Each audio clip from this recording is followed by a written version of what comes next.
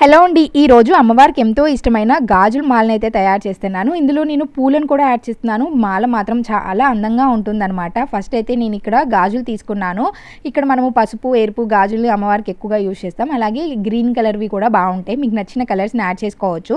ఇక్కడ నేను 3 పేటలు పసుపు దారంని తీసుకున్నాను. అంటే దారం తీసుకొని దానికి పసుపు రాసేసి ఇట్లాగా 1 by 1 మనము గాజుల్ని పెట్టుకుంటూ నేను చూపించినట్లుగా సింపుల్గా జస్ట్ ఒక మెలిక వేయటమే అనమాట. ఫస్ట్ బ్యాంగిల్కి ముడి వేసుకొని ఒకటొకటి మధ్యలో యాడ్ చేసుకుంటూ ఇట్లాగా ఒక మెలిక వేసాము అంటే సరిపోతుంది. అలాగే లాస్ట్ బ్యాంగిల్కి కూడా మనం అట్లాగే ముడిని వేసుకుంటే టైట్గా ఉంటుందన్నమాట.